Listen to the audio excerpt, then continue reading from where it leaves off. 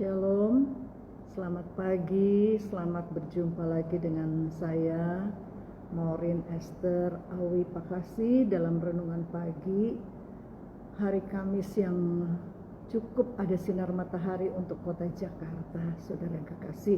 Haleluya, puji Tuhan. Kemarin kita sudah sampai kepada Hosea 4 ayat yang ke-6 ya saudara yang kekasih, di mana dikatakan umatku binasa karena kurang pengenalan akan Allah.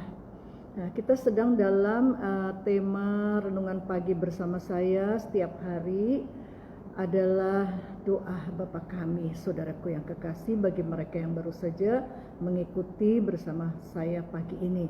Jadi kita sedang melihat dan belajar bersama dengan apa yang diajarkan oleh Tuhan Yesus lewat doa Bapa kami, saudaraku yang kekasih. Ternyata doa Bapa kami itu bukan hanya sekedar kalimat-kalimat doa, tetapi juga memiliki arti adalah sebagai pola atau pedoman hidup orang percaya, saudaraku yang kekasih. Ya, jadi kita sudah sampai, kita masih pada kalimat yang pertama, Bapa kami. Berarti kalau kita menyebut dia Bapa, kita adalah anak-anaknya, saudara. Nah, kita sedang belajar apa anak Allah itu, siapa anak Allah itu, saudara yang kekasih ya. Firman Tuhan berkata bahwa barang siapa yang dipimpin oleh Roh Allah, dia adalah anak-anak Allah, saudara yang kekasih. Dan juga mengacu pada Yohanes pasal 1 ayat 12 dikatakan semua orang yang menerimanya diberinya kuasa supaya menjadi anak-anak Allah, saudara. Jadi tidak otomatis ketika kita percaya kepada Yesus ya, kemudian kita langsung disebut sebagai anak-anak Allah, tetapi diberi kuasa supaya menjadi anak-anak Allah, saudara. Nah, proses menjadi anak-anak Allah itu adalah suatu proses panjang, saudara yang kekasih ya, dalam kehidupan seseorang yang mengaku Yesus, yang menerima Yesus sebagai Tuhan dan Juru Selamat pribadinya, saudaraku yang kekasih. Nah, kita sudah sampai, sudah panjang lebar selama dari hari ke hari sampai hari ini. Kemarin kita sudah sampai kepada Hosea pasal 4 ayat yang ke-6. Perlu kita hayati, saudaraku yang kekasih ya, perlu kita hayati dan kaji lebih mendalam ya, apa yang dikatakan Hosea berkenaan dengan pengenalan akan Tuhan ini, saudara ya, yang ada di dalam Hosea 4 ayat 6 yang dikatakan bahwa umatnya, umat Allah, umat Tuhan ya, binasa ya. Jadi saudara, bukan berarti kita sudah percaya Yesus, kita percaya Allah, kita percaya Yesus, saudara, dan kemudian sudah terjamin keselamatan kita. Tidak, buktinya ada ayat yang seperti ini, saudara yang kekasih ya. Ada umatku binasa karena kurang atau tidak mengenal Allah, saudara yang kekasih ya. Sebab itu mari kita mau mengenal Allah lewat firman-firman-Nya, lewat kebenaran firman-Nya. Di situ kita mengenal Allah lebih dalam, lebih jauh. Kita mengenal pikiran Allah, kita mengenal hati Allah, kita mengenal kehendak Allah, saudara-saudara yang kekasih. Jika tidak, itulah Hosea 4 ayat 6. Umatku binasa karena tidak mengenal Allah, saudara yang kekasih ya. Umat Tuhan binasa karena tidak mengenal Allah. Dalam teks lain disebut seperti ini, kekurangan pengenalan akan Allah. Kekurangan pengenalan akan Allah, saudara yang kekasih, dalam teks lainnya. Seseorang tidak bisa akan peka mendengar suara Roh Kudus jika tidak memahami isi Alkitab, saudara yang kekasih. Jadi penebusan Tuhan sudah berikan ya, kemudian Roh Kudus diberikan, dimeteraikan di dalam diri kita. Nah, saudara, kemudian dikatakan juga Tuhan memberikan Injil kepada kita, saudara. Yang keempat, Tuhan melatih kita, mendidik kita lewat sekolah kehidupan. Jadi 4 hal ini diberikan oleh gereja, oleh orang percaya. Pertama, Allah memberikan penebusan, kemudian Allah memberikan Roh Kudus yang dimeteraikan di dalam kita, kemudian Tuhan memberikan Injil kepada kita, dan yang keempat, Allah mendidik kita lewat sekolah kehidupan, saudara. Ya, segala sesuatu dalam hidup ini bekerja bersama-sama untuk mendatangkan kebaikan bagi mereka yang mengasihi Dia, saudara yang kekasih. Jadi itulah sekolah kehidupan, ya, Roma 8 ayat 28. Jadi kembali kepada Hosea.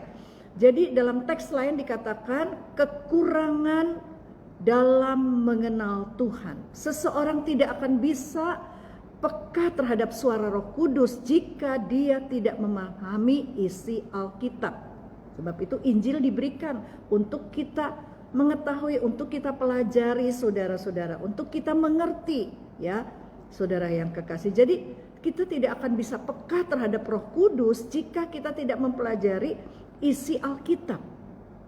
Roh Kudus tidak akan pernah berbicara untuk menggantikan Alkitab, saudara yang kekasih. Itu sebabnya beberapa tahun yang lalu, ya, sempat saya bersama suami, saudara, mengikuti sebuah seminar, di mana seminar itu diberikan oleh seorang hamba Tuhan yang pada saat itu sudah berusia 70-an lebih, yaitu Marilyn Hickey, saudara. Sempat bersama suami kami mengikuti seminarnya untuk mempelajari Alkitab, untuk melihat kepada Alkitab dari Kejadian sampai Wahyu dalam beberapa hari. Kemudian hamba Tuhan ini, ya, Marilyn Hickey berkata, saudara-saudara, paling tidak saudara harus menghafal beberapa ayat dalam Alkitab, ya, agar supaya Roh Kudus yang akan mengingatkan, ya, saudara akan ayat-ayat ketika saudara memerlukan firman Tuhan, di mana kita tidak memegang Alkitab sama sekali, ya. Sebab itu dia katakan kita harus menghafal beberapa ayat-ayat di dalam firman Tuhan, saudaraku yang kekasih. Karena mungkin ada saatnya kita tidak sempat membuka firman Tuhan, tetapi firman Tuhan itu sudah kita hafal, dan nanti Roh Kudus yang akan mengingatkan atau memberitakan kepada masing-masing individu apa yang Tuhan mau katakan. Nah, jadi nggak akan mungkinlah Roh Kudus menggantikan Alkitab, saudara yang kekasih. Sekali lagi, Roh Kudus tidak akan menggantikan Alkitab untuk berbicara, saudara yang kekasih. Sebab itu saya juga pesan kepada jemaat, jangan pernah taruh Alkitab di peti mati saudara, tidak ada gunanya. Saudara tidak akan bisa baca lagi ketika saudara sudah di peti mati. Ya, peti itu akan ditutup dengan rapat, jadi gelap, mata Anda sudah tertutup, tubuh Anda sudah mati, ya. Tidak akan bisa baca, percuma, saudara. Kalau mau baca Alkitab sekarang selama kita masih hidup, baca, pelajari, saudara, mengerti isi Alkitab, ya. Jadi Roh Kudus tidak akan sembrono, saudara. Roh Kudus tidak akan pernah gegabah, saudara, untuk berbicara secara terus-menerus kepada orang yang tidak menghargai Alkitab, saudara. Enggak mungkin seperti itu, ya. Roh Kudus dengan sembrono, dengan gegabah akan berbicara kepada seseorang terus-menerus yang tidak mengerti isi Alkitab, saudara yang kekasih. Justru di sini kita dapat menemukan bahwa orang yang bisa dipercayai bahwa dirinya mendengar suara Tuhan adalah mereka yang mengerti kebenaran firman Tuhan yang tertulis di dalam Alkitab, saudaraku yang kekasih. Ya, kita bisa percaya kepada orang yang berkata bahwa dia mendengar suara Tuhan adalah kepada seseorang yang mengerti isi Alkitab, apa firman Tuhan yang tertulis di dalam Alkitab, saudara. Itulah orang yang kita bisa percayai, saudara. Nggak mungkinlah kita bisa percaya kepada orang yang tidak mengerti isi Alkitab, tidak membaca Alkitab, kemudian dia berkata, saya mendengar suara Tuhan, saya mendengar suara Roh Kudus. Itu bohong, saudara yang kekasih, ya. Nonsens, tidak seperti itu. Kalau seseorang pembicara firman, tidak menyampaikan kebenaran firman yang murni, maka bisa dipastikan suara Tuhan yang diakuinya sebagai murni dari Tuhan adalah kebohongan, saudara. Dan itu adalah nabi-nabi palsu, saudara. Ya, jangan dipercaya, saudaraku yang kekasih. Hanya orang yang cinta firman, ya, yang membaca firman, yang mempelajari firman, yang punya hati yang haus dan lapar selalu akan kebenaran, itulah yang Tuhan titipkan, saudara-saudara, suaranya bagi hamba-hambanya yang seperti itu, saudaraku yang kekasih, ya. Haleluya, puji Tuhan. Nah, kalau kita melihat dalam Roma ke-8, Roma 8 ayat yang ke-15, di sini dikatakan bahwa sebab kamu tidak menerima roh perbudakan yang membuat kamu menjadi takut lagi, tetapi kamu telah menerima roh yang menjadikan kamu anak Allah, saudaraku. Kita tidak menerima roh perbudakan lagi, tetapi kita telah menerima roh yang menjadikan kamu anak Allah. Ingat Yohanes 1 ayat 12, semua orang yang menerima Dia diberi kuasa untuk menjadi anak-anak Allah. Kuasa di sini adalah exousia, saudara, ya, power, ya, untuk menjadikan kita anak-anak Allah. Jadi tidak otomatis kita bisa menjadi anak-anak Allah, saudara, ya. Itu sebuah proses, tapi kita harus memanfaatkan dan menggunakan roh itu, saudara, ya, untuk menjadikan kita anak-anak Allah. Jadi kalau kita melihat dalam Roma 8 ayat 15 yang saya sudah bacakan tadi, dikatakan bahwa orang percaya tidak menerima roh perbudakan lagi, saudara yang kekasih. Itu berarti penguasaan atau dominasi iblis, saudara, terhadap kita sudah dihentikan, sudah dipatahkan, saudara. Dominasi iblis dalam hidup orang percaya sudah dipatahkan, saudara, yang sudah dihentikan itu. Dan kita telah bebas dari perbudakan, saudara yang kekasih. Ketika seseorang sudah memberi respons terhadap anugerah Allah di dalam Yesus Kristus, maka ia dibebaskan dari ikatan kuasa gelap. Seharusnya demikian, saudara yang kekasih. Tetapi kenapa masih ada juga orang-orang yang berkata, saya orang Kristen, tapi masih berhubungan dengan kuasa-kuasa gelap, masih percaya dengan roh-roh gelap, saudara yang kekasih. Kenapa masih terjadi seperti demikian, ya? Seharusnya tidak demikian. Jadi ketika seseorang memberi respon terhadap anugerah Allah dalam Kristus Yesus, maka ia dibebaskan dari ikatan kuasa gelap, lalu menerima Roh Kudus dan diberi kemampuan untuk belajar firman Tuhan, saudara kekasih. Sehingga tidak lagi dikuasai oleh keinginan-keinginan yang bertentangan dengan kehendak Allah, saudaraku yang kekasih. Hidupnya dikuasai oleh kehendak, pikiran, serta rencana Tuhan. Orang yang demikian seharusnya seperti itu, saudaraku yang kekasih. Jadi kalau ada orang yang masih terhubung percaya kepada roh-roh yang bukan Roh Kudus, yang bukan roh Allah, itu belum benar-benar sudah dibebaskan, dia masih terikat, dia masih sebagai budak dari kuasa kegelapan, saudara. Ya, masih terikat, masih sebagai budak dari kuasa kegelapan. Saudara yang kekasih, ya. Hal itu jangan terjadi dalam diri kita, saudara. Kita percaya sepenuhnya kepada Allah. Kita percaya sepenuhnya kepada firman Tuhan, saudaraku yang kekasih. Haleluya, puji Tuhan. Jadi ketika seseorang sudah dikuasai, tidak terikat lagi dengan roh perbudakan dan roh iblis ini, saudara yang kekasih, maka hidupnya akan dikuasai oleh kehendak, pikiran, dan rencana Tuhan, saudaraku yang kekasih, ya. Orang seperti ini bisa disebut anak-anak Allah, saudara. Jadi orang yang tidak dipimpin oleh roh Allah, tapi dipimpin oleh perbudakan iblis, dia tidak berhak untuk menyebut dirinya sebagai anak Bapa atau anak Allah. Hanya orang-orang yang dipimpin oleh Roh Kudus, kehendaknya, keinginannya, rencananya, barulah dia berkenan atau berhak menyebut dirinya sebagai anak-anak Allah, saudara ya, yang hidupnya sudah dikuasai melalui kehendak, pikiran, serta rencana Tuhan, saudaraku yang kekasih. Dibebaskan dari kuasa kegelapan juga berarti jiwanya tidak diisi oleh filosofi yang salah, saudara, ya, tetapi dipenuhi oleh kebenaran firman Tuhan, sehingga dapat dikuasai rohnya. Roh itu roh manusia itu ya, yang diberikan hembusan oleh nafas Allah.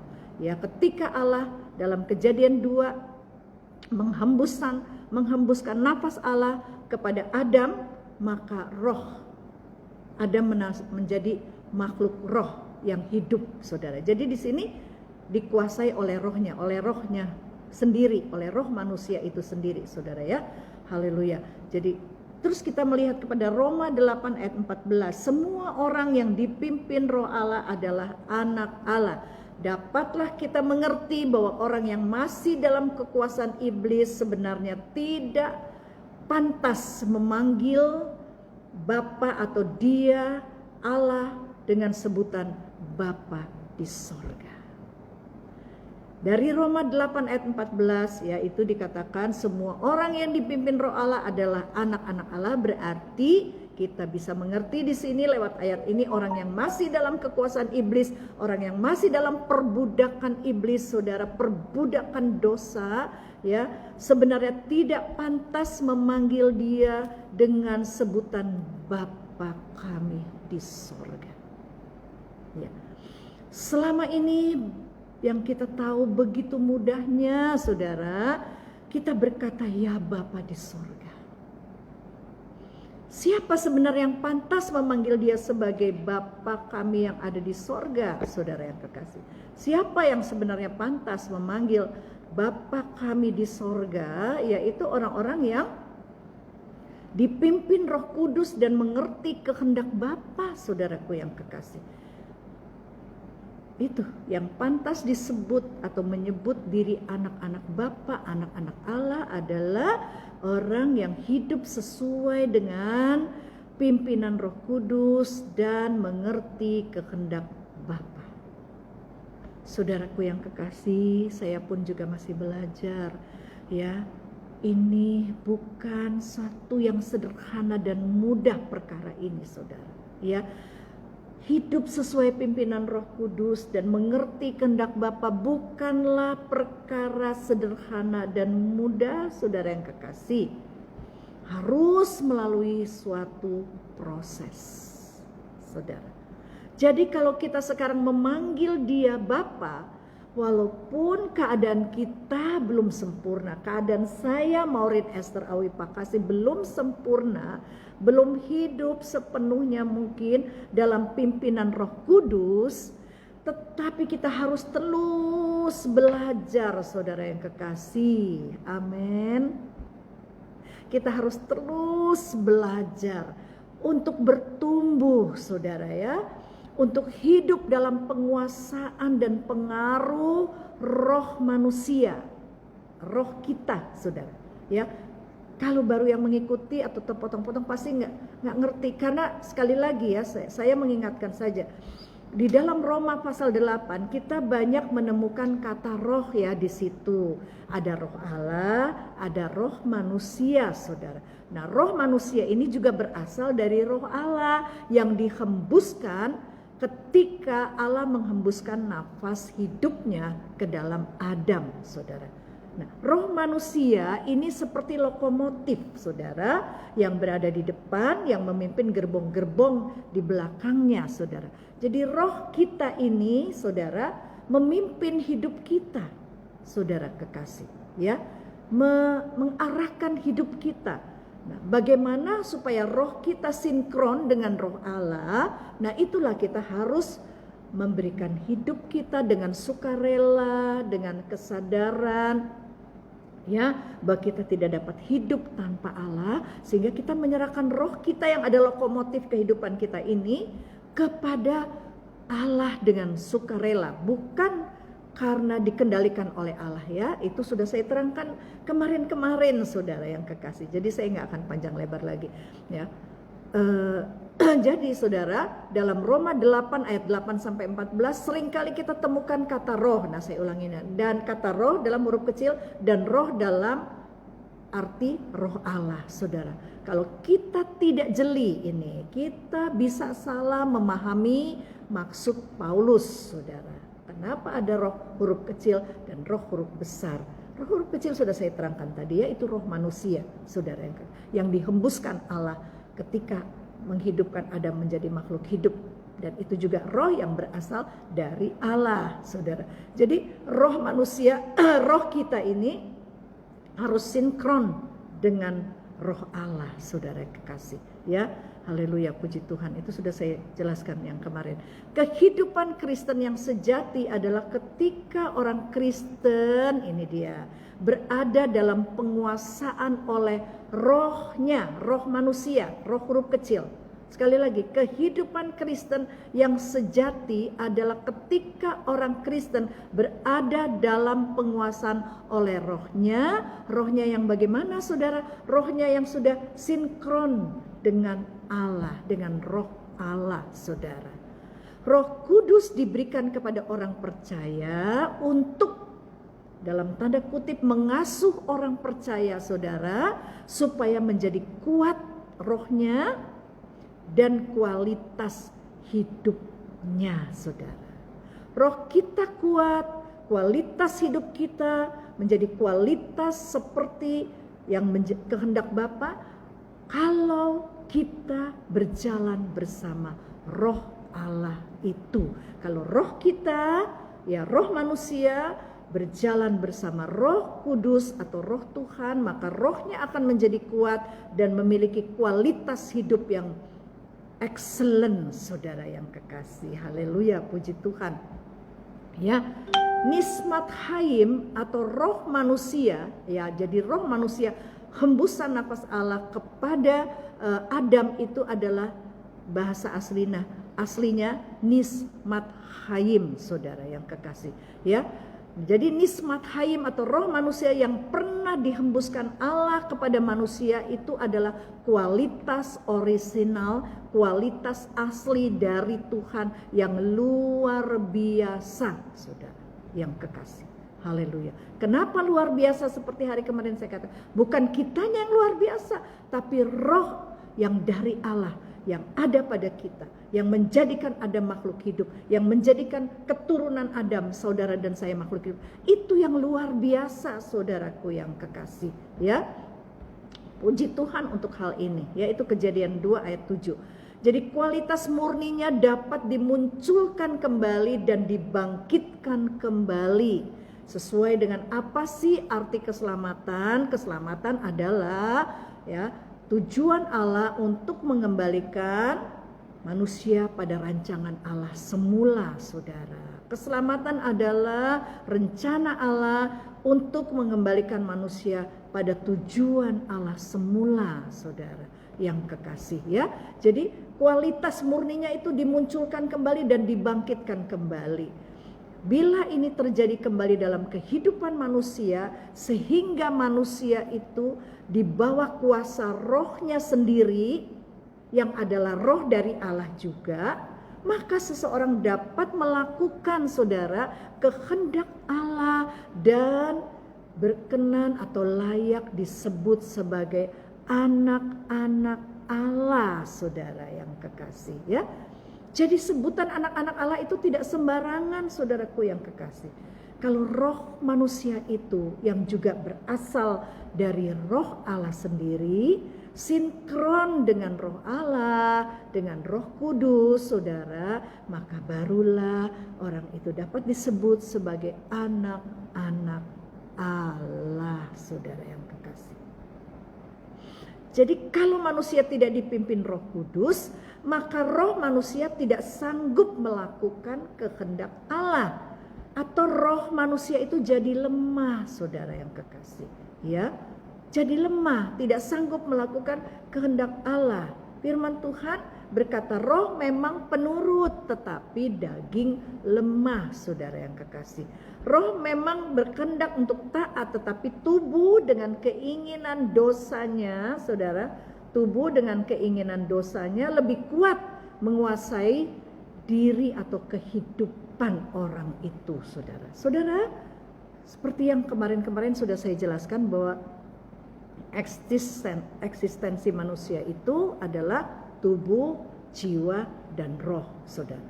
Ya, dalam jiwa itu ada pikiran, ada emosi, ya, dan ada kehendak, saudara. Tanpa tiga eksistensi tubuh, jiwa, dan roh, manusia tidak bisa dikatakan sebagai manusia. Ya, sebagai manusia karena dia ada tubuhnya, ada jiwanya, ada rohnya, saudaraku yang kekasih. Nah, saudara, roh ini, roh manusia harus berlawanan dengan dua hal ini, saudara. Satu lawan dua, lawan tubuhnya dan jiwanya, saudaraku yang kekasih. Ya, roh manusia harus melawan jiwa. Dalam jiwa ada pikiran, ada kehendak, ada perasaan atau emosi, dan melawan tubuhnya. Dan di sini kita membaca dari firman Tuhan, ya, roh memang penurut, tetapi daging lemah, saudara yang kekasih. Ya, roh manusia lemah, ya, roh manusia lemah untuk melakukan kehendak Tuhan, saudara. Roh manusia itu menjadi lemah untuk mengikuti kehendak Tuhan jika hidupnya tidak dipimpin oleh Roh Kudus, jika hidupnya tidak diisi dengan firman Tuhan, saudaraku yang kekasih, sehingga rohnya menjadi lemah untuk melakukan kehendak Tuhan. Rohnya menjadi lemah untuk melakukan kehendak Tuhan, ya, saudara yang kekasih. Nah, untuk ini, supaya manusia atau roh manusia itu dapat menjadi kuat, maka seseorang harus hidup dalam pimpinan Roh Kudus melalui firman Tuhan, saudara, yang menjadi makanan rohani, saudara. Kan Tuhan Yesus berkata bahwa manusia tidak hidup dari roti saja, tetapi dari setiap firman yang keluar dari mulut Allah, saudara. Itu di dalam Matius 4 ayat yang keempat, saudara. Jadi sekali lagi, rohnya tidak akan menjadi kuat kalau tidak berjalan bersama Roh Kudus dan juga tidak mengisi rohnya dengan firman Tuhan, saudara. Akan jadi lemah, tidak bisa menurut kehendak Tuhan, tidak bisa mentaati perintah-perintah Tuhan, saudara yang kekasih. Haleluya. Ya, haleluya, puji Tuhan. Selanjutnya, saudaraku, kita melihat kepada Ibrani pasal yang kelima ayat yang ke-14. Ya, Ibrani 5 ayat yang ke-14. Ibrani pasal yang kelima ayat yang ke-14. Apa di situ dikatakan sedikit lagi, ya? Ibrani 5 ayat yang ke-14. Tetapi makanan keras adalah untuk orang-orang dewasa yang karena mempunyai panca indera yang terlatih untuk membedakan yang baik daripada yang jahat. Makanan keras itu untuk orang-orang dewasa. Makanan apa maksudnya? Firman Tuhan, saudara yang kekasih, yang panca inderanya sudah terlatih untuk membedakan yang baik dari yang jahat, saudara yang kekasih. Ya, ketika panca indera kita sudah terlatih, makanan keras haruslah menjadi bagian kita, saudara. Ya, firman Tuhan yang keras, panca inderanya sudah terlatih untuk bisa membedakan yang baik dari yang jahat. Saudaraku yang kekasih, supaya sekali lagi, supaya roh manusia itu menjadi kuat, dia harus punya makanan rohani, ya. Seperti tertulis Matius 4 ayat 4, manusia bukan hidup dari roti tapi dari firman. Ya. Perubahan yang harus terjadi dalam kehidupan orang percaya adalah Ini yang harus terjadi, saudara. Perubahan ini harus nyata, perubahan ini harus terjadi bagi mereka yang sudah sinkron rohnya dengan roh Allah, yang sudah mengerti kehendak Allah, maksud Allah, pikiran Allah, ya, yaitu dari kepuasan terhadap hal-hal bendani, ya, dari kepuasan terhadap hal-hal bendani menjadi kepuasan terhadap hal-hal rohani, saudara yang kekasih. Jadi dari ketidakpuasan, ini perubahan yang harus terjadi, dari ketidakpuasan lagi terhadap hal-hal bendani menjadi kepuasan terhadap hal-hal yang bersifat rohani, saudaraku yang kekasih.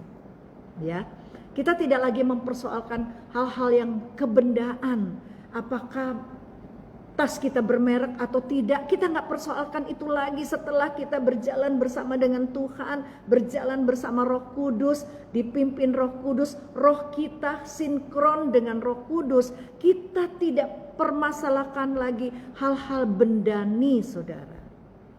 Mau bermerek, tidak bermerek, it's so okay, saudara. Tapi kalau kita belum sinkron dengan Roh Allah, kita masih merasa, aduh, kurang afdol kalau saya tidak pakai bermerek. Enggak seperti itu lagi, saudara. Ini perubahan yang harus terjadi bagi kita. Harus terlihat bahwa kehidupan orang percaya adalah dari kepuasan terhadap benda bendani menjadi kepuasan terhadap hal-hal rohani. Menjadi lapar dan haus, ya, yang tadinya dari haus dan lapar akan perkara-perkara duniawi menjadi haus dan lapar akan perkara-perkara rohani, saudaraku yang kekasih, atau haus dan lapar akan kebenaran, ya. Kalau sebelumnya manusia rohani belum dihidupkan, kalau sebelumnya manusia roh itu belum dihidupkan, maka sekarang harus mulai dihidupkan, saudara yang kekasih. Ya, mulai bisa memahami perkataan Tuhan. Seseorang yang rohnya sudah dihidupkan, saudara, dia mulai memahami perkataan-perkataan Tuhan Yesus. Seperti misalnya, ya, jangan mengumpulkan harta di dunia. Di dunia ngengat dan karak merusakkannya. Kumpulkanlah hartamu di sorga, saudara. Dia sudah mengerti, ya, dan dia juga mengerti anak manusia tidak memiliki tempat untuk meletakkan kepalanya. Dia sudah mengerti perkataan Tuhan ini, saudara. Kemudian dunia bukan rumah kita. Dia sudah mengerti, oh, dunia memang bukan rumah kita, ya.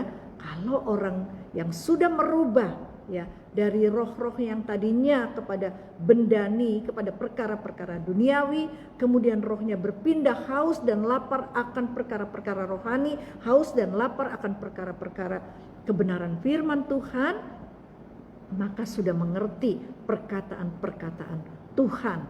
Bahkan apa yang Paulus juga katakan, asal ada makanan dan minuman cukuplah, ya. Apa yang dikatakan oleh Paulus, asal ada makan dan pakai cukup, ya, saudara yang kekasih. Jadi panca inderanya sudah terlatih, saudaraku yang kekasih, ya. Dia akan memahami bahwa perkataan-perkataan Tuhan adalah roh dan hidup, saudara. Yohanes 6 ayat 63. Dia akan, yang panca inderanya sudah terlatih, makanan keras dia diberikan kepadanya, dia bisa mencernanya, saudara, ya, sehingga dia dapat mengerti bahwa perkataan-perkataan Tuhan Yesus itu adalah roh dan hidup, saudaraku yang kekasih. Ya, di dalam Yohanes 6 ayat 63. Maksud perkataan Tuhan Yesus ini adalah bahwa perkataan-perkataan Tuhan Yesus mengarahkan manusia, perkataan-perkataan Tuhan Yesus mengarahkan manusia untuk memiliki kehidupan yang dipimpin oleh roh dan bukan oleh daging. Oleh roh di sini oleh roh manusianya itu, roh manusia yang seperti lokomotif yang sudah sinkron, ada sinkronisasi dengan roh Allah, ya, saudara yang kekasih. Jadi maksud perkataan Tuhan Yesus bahwa adalah perkataan-perkataan Tuhan Yesus roh dan hidup, itu artinya bahwa perkataan-perkataan Tuhan Yesus itu mengarahkan manusia untuk memiliki kehidupan yang dipimpin oleh rohnya yang seperti lokomotif dan bukan oleh dagingnya. Maka dalam pernyataan sebelumnya ia berkata, Tuhan Yesus berkata dalam pernyataan sebelumnya ya, yang kita bisa lihat di dalam Yohanes 6, rohlah yang memberi hidup, daging sama sekali tidak berguna, saudara. Rohlah yang memberi hidup, daging sama sekali tidak berguna. Jadi orang percaya yang dewasa, saudara, orang percaya tidak lagi memberi perhatian kepada perkara-perkara dunia atau pemenuhan kebutuhan-kebutuhan jasmani, tidak lagi fokus di situ, saudaraku yang kasih. Jadi kebanyakan kesalahan orang Kristen hari ini adalah memandang Alkitab, khususnya Perjanjian Baru, dengan mata duniawi yang tidak bersedia diubah, saudara. Tapi justru memandang Alkitab ya dengan pikiran yang masih tertuju kepada perkara yang duniawi, sehingga hal ini mengakibatkan banyak perkosaan terhadap teks-teks Alkitab, saudara yang kekasih. Teks Alkitab ditafsirkan dan dimengerti dengan pola pikirnya sendiri yang tidak dikuduskan oleh firman itu sendiri, saudara yang kekasih ya. Di sini seseorang harus belajar menjadi anak-anak.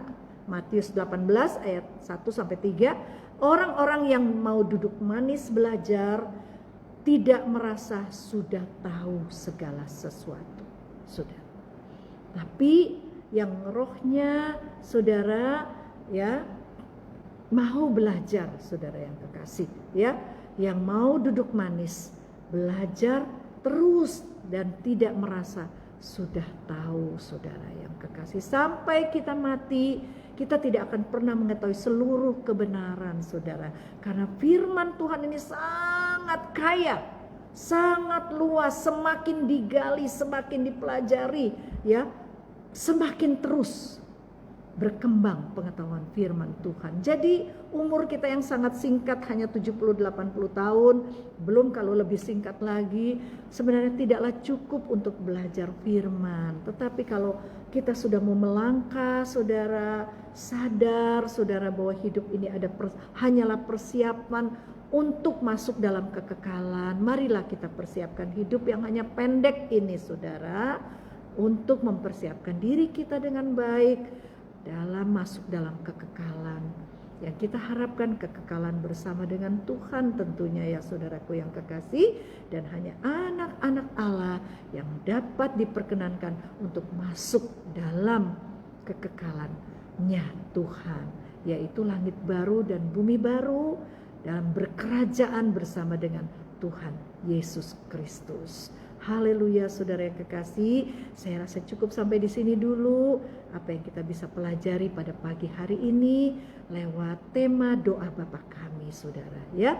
Puji Tuhan, Tuhan memberkati kita sekalian. Selamat pagi. Haleluya. Mari kita berdoa. Bapa di sorga, terima kasih untuk pelajaran lagi pagi ini ya Bapa, yang sudah kami terima. Terpujilah Tuhan untuk kekayaan firman Tuhan yang menjadi milik kami, yang Tuhan sudah berikan melalui Injil ya Tuhan Yesus Kristus, yang adalah firman Allah yang menjadi milik kami. Betapa kayanya kekayaan melalui firman Tuhan. Biar kami terus memiliki hati yang lapar dan haus akan kebenaran, lapar dan haus akan perkara-perkara rohani, menggantikan kelaparan dan kehausan kami yang dulu akan perkara-perkara duniawi atau perkara-perkara kebendaan Tuhan. Terima kasih banyak Bapa, sehingga kami layak menyebut Engkau Bapa, dan kami layak menjadi anak-anak Bapa kami yang ada di sorga.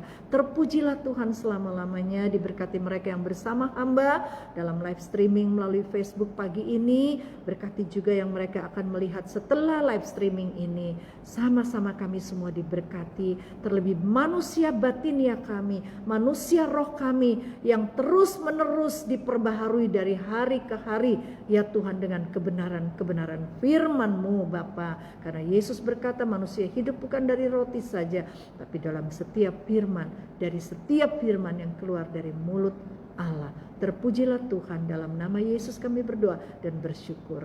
Amin. Selamat pagi, Tuhan berkati.